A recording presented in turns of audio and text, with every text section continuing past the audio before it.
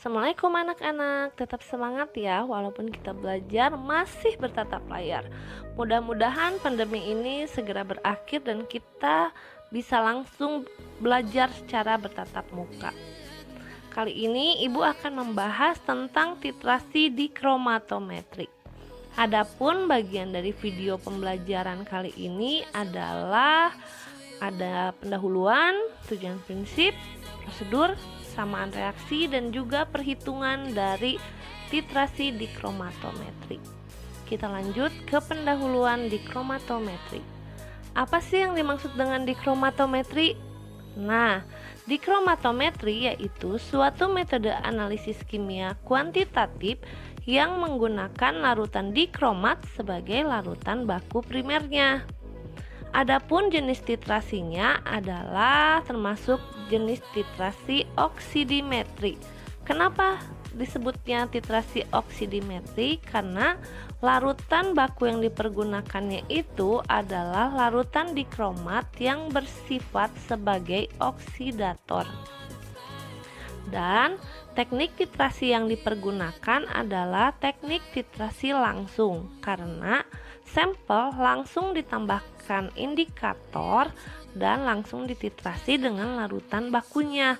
Jadi teknik titrasi pada dikromatometri adalah titrasi langsung.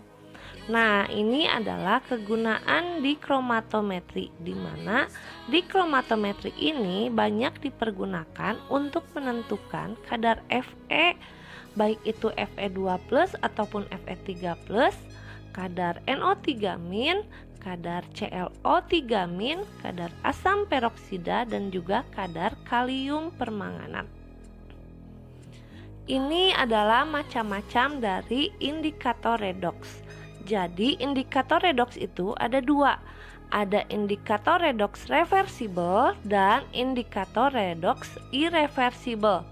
Dari namanya saja sudah ketahuan kan, kalau indikator reversibel adalah indikator di mana warna pada saat tereduksinya bisa berubah menjadi warna pada saat dia teroksidasi.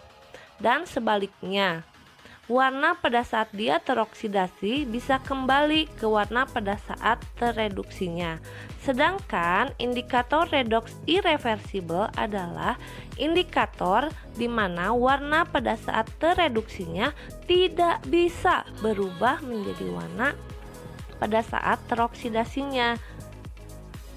Jadi dia tidak bisa balik ke bentuk awalnya.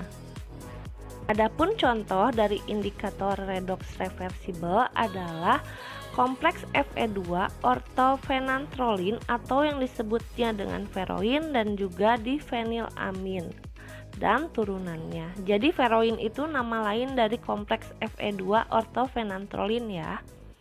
Kemudian indikator redoks irreversibel contohnya adalah metil merah dan juga metil orange.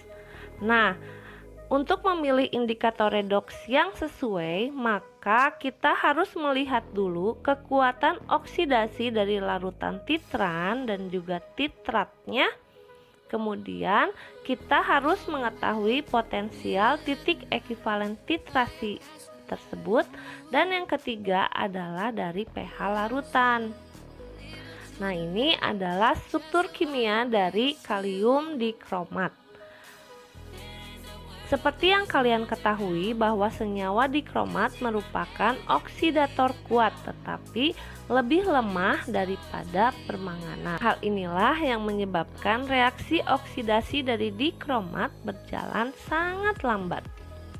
Ini ada pembuktian bahwa dikromat itu biloxnya lebih kecil daripada KMnO4. Kita hitung dulu bilox Mn dari KMnO4. Jadi kita ionisasikan dulu KMnO4-nya menjadi K+ ditambah MnO4-. Kemudian kita tentukan bilox dari Mn dalam MnO4, di mana nanti dapat diketahui bahwa bilox Mn adalah positif 7. Kemudian kita hitung bilox dari Cr dalam kalium dikromat. Tapi sebelumnya kalium dikromatnya kita ionisasikan dahulu untuk mempermudah, sehingga Bilox dari Cr dalam dikromat didapat adalah sebesar positif 6. Dari sini dapat kalian lihat bahwa bilox dikromat lebih kecil daripada kalium permanganat, sehingga reaksi berjalan sangat lambat.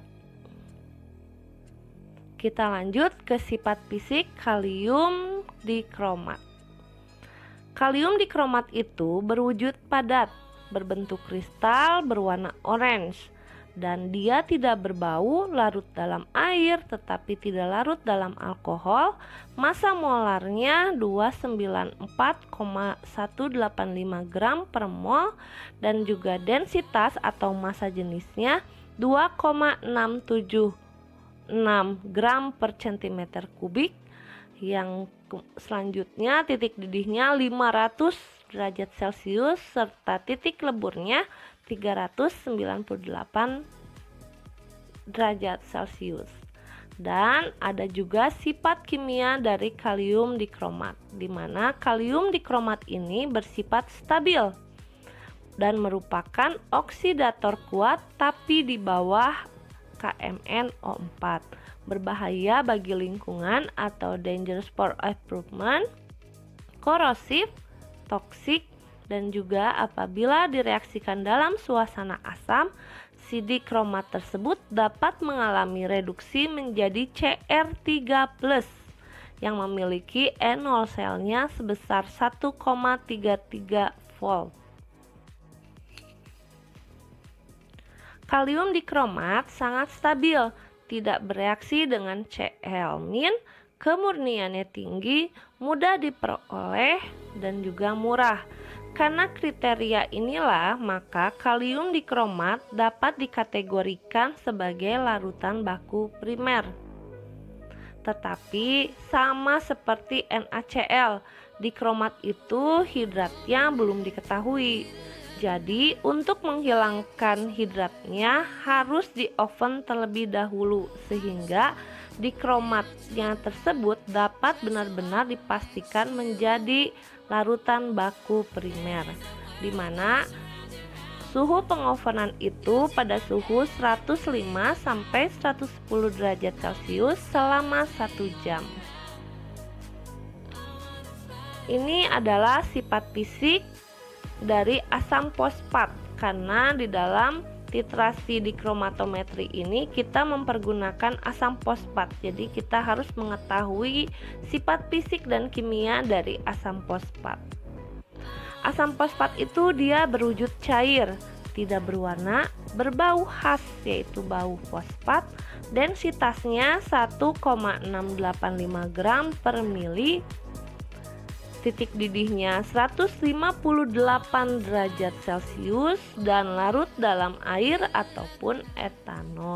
Sedangkan sifat kimia dari asam fosfat atau H3PO4 yaitu pertama, dia merupakan asam kuat. Karena dia asam kuat, otomatis dia bersifat korosif atau mengikis. Dan yang ketiga, dia bersifat toksik. Dan yang terakhir, asam fosfat itu dapat membentuk senyawa kompleks dengan Fe3+, membentuk senyawa kompleks FeHPO4+ yang tidak berwarna. Tujuan dan prinsip praktikum ini yang akan kalian tulis di jurnal. Jadi tujuan dari praktikum adalah untuk menentukan kadar Fe2+ menggunakan metode titrasi dikromatometri. Kemudian prinsip praktikum ada dua. Yang pertama, pembuatan larutan dikromat 0,1 normal, di mana prinsipnya adalah berdasarkan penimbangan dan pelarutan sejumlah tertentu gram kalium dikromat anhidrat yang dilarutkan dalam labu ukur 250 ml menggunakan aquade secara kuantitatif. Dan yang kedua adalah prinsip dari penetapan kadar Fe, yaitu berdasarkan reaksi redoks sejumlah tertentu gram Fe2+ yang dititrasi oleh indikator natrium difenilamin sulfonat dalam suasana asam sampai terjadi perubahan warna menjadi hijau, di mana mol ekivalen Fe2+ sama dengan mol ekivalen kalium dikromat. Kita lanjut ke prosedurnya. Prosedur yang pertama adalah prosedur pembuatan indikator. Di sini akan Ibu bahas tentang 3 prosedur pembuatan indikator. Jadi, yang pertama adalah indikator natrium difenilamin sulfonat.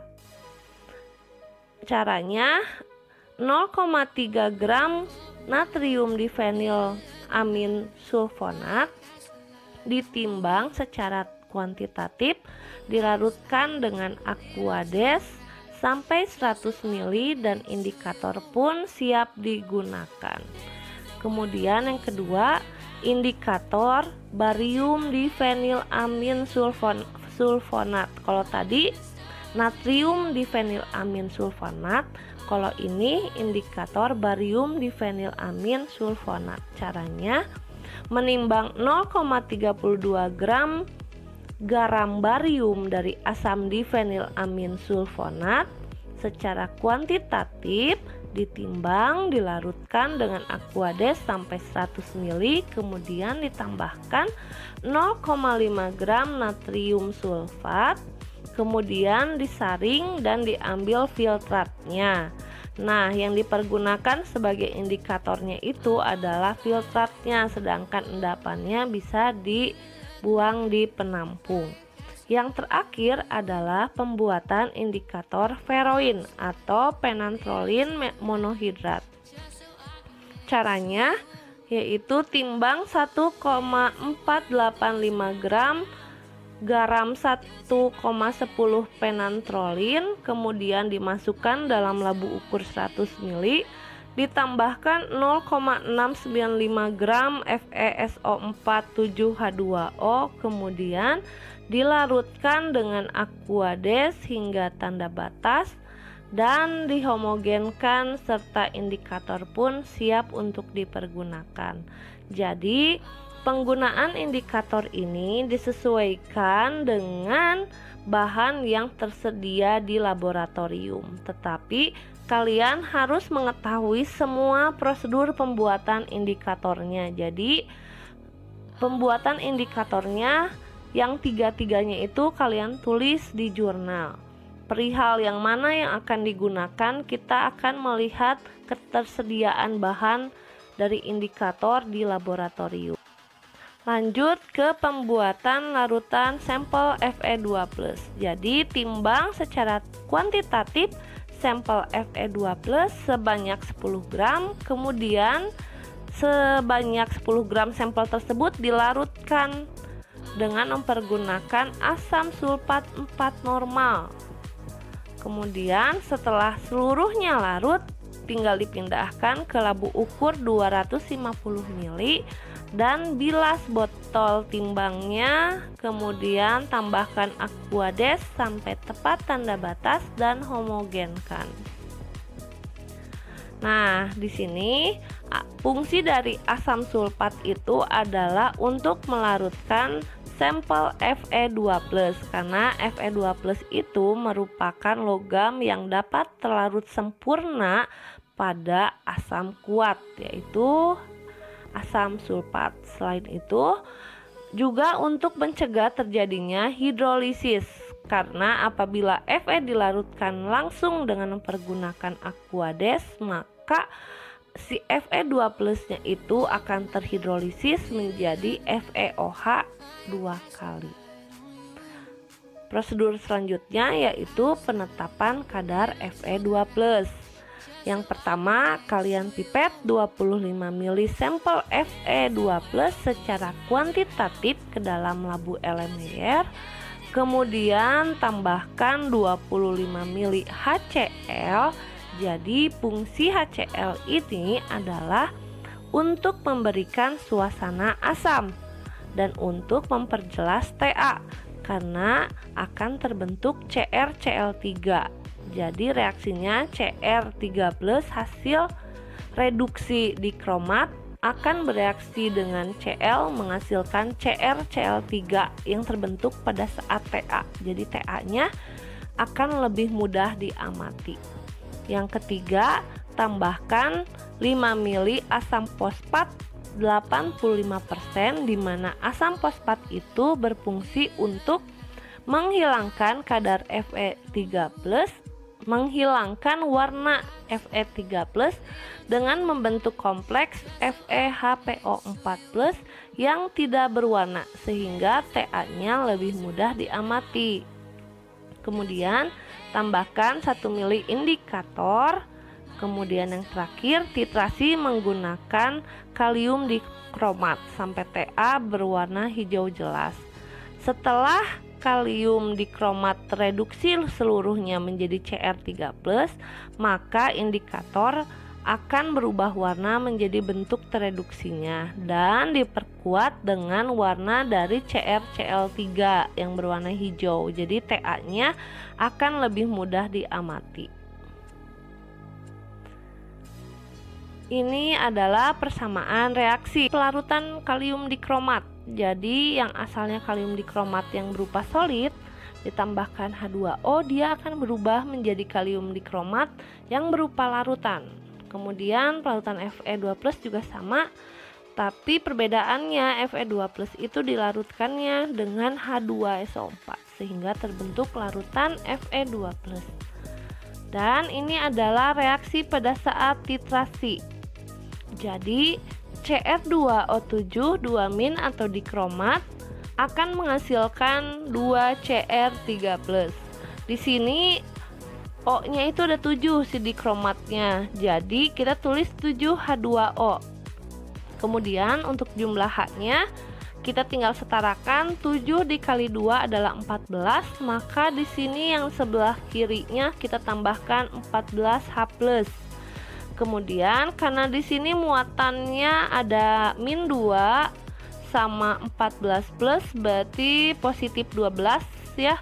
Sedangkan yang di sebelah kanan itu muatannya adalah 2 dikali 3 jadi positif 6. Jadi yang di sini adalah positif 12, yang ini positif 6. Jadi agar muatan kiri kanannya sama, maka ditambahkan 6 elektron di sebelah kiri. Karena dia menangkap elektron, berarti reaksi ini merupakan reaksi reduksi. Kemudian setelah itu Fe2+ akan berubah menjadi Fe3+. Di sini muatannya +2, sedangkan yang sebelah kanan muatannya +3. Jadi biar elektronnya kiri dan kanannya sama, maka ditambahkan elektron sebelah kanannya. Nah, karena di sini itu elektronnya beda. Kalau yang dikromat, elektron yang berperannya ada 6 elektron, sedangkan Fe itu elektronnya hanya 1, sehingga elektronnya belum bisa dicoret, maka dikalikan 6 di bagian Fe2+, sehingga akan membentuk persamaan reaksinya seperti ini. 6 Fe2+ menghasilkan 6 Fe3+ ditambah 6 elektron. Jadi karena sama jumlah elektron kiri dan kanan tinggal dicoret sama dicoret, sehingga yang akan dihasilkan adalah kalium dikromat ditambah 6 Fe2+ ditambah 14H+ akan menghasilkan 2 Cr3+ ditambah 6 Fe3+ ditambah 7H2O. Jadi cara membaca persamaan reaksinya adalah seperti ini. Nah, seperti yang kalian tahu bahwa dikromat itu dia mengalami reduksi. Karena dia mengalami reduksi, oleh sebab itu dikromat itu sebagai oksidator. Jadi dia mengoksidasi siapa sih? Nah, jadi di sini cara bacanya adalah kalium dikromat akan mengoksidasi Fe2+ menjadi Fe3+. Sedangkan Fe2+ dia akan mereduksi dikromat yang asalnya berwarna jingga menjadi Cr3+ yang tidak berwarna. Nah, karena di sini itu Fe3+-nya berwarna kuning sehingga dapat mengganggu pada saat titrasi, terutama pada saat melihat titik akhir, maka warna dari Fe3+-nya itu harus dihilangkan terlebih dahulu. Dihilangkannya dengan apa? Yaitu dengan cara penambahan asam fosfat. Jadi reaksinya seperti ini. Fe3+ dari hasil yang ini, hasil oksidasi Fe2+ menjadi Fe3+, dia akan bereaksi dengan asam fosfat, menghasilkan suatu senyawa kompleks yaitu FeHPO4+ ditambah 2H+, di mana kompleks FeHPO4+ ini merupakan suatu senyawa kompleks yang tidak berwarna. Jadi dia dapat menghilangkan warna Fe3+ yang asalnya kuning. Jadi yang asalnya kuning, Fe3+-nya dia hilang warnanya karena ada penambahan H3PO4. Kemudian pada saat titik akhir, maka reaksinya adalah Cr3+ yang dari sini hasil reduksi dari dikromat akan bereaksi dengan Cl dari asam yang kita gunakan yaitu HCl, menghasilkan CrCl3 yang berwarna hijau jelas. Jadi kenapa kita mempergunakan HCl sebagai pemberi suasana asamnya? Selain tadi pemberi suasana asam, jadi dia dapat memperjelas melihat Ta sehingga terbentuk CrCl3 yang berwarna hijau. Jadi yang ini nih, H yang ini tuh didapat dari HCl ya. H yang ini, H yang ini didapat dari HCl. Kenapa Fe2+ dilarutkan menggunakan H2SO4? Ada dua alasannya. Karena Fe2+ itu merupakan suatu logam dan semua logam itu larut dalam asam kuat. Yang kita pergunakannya salah satunya adalah H2SO4. Jadi H2SO4 itu dipergunakan untuk melarutkan Fe2+ secara sempurna. Dan yang kedua, untuk mencegah terhidrolisisnya Fe2+. Kenapa?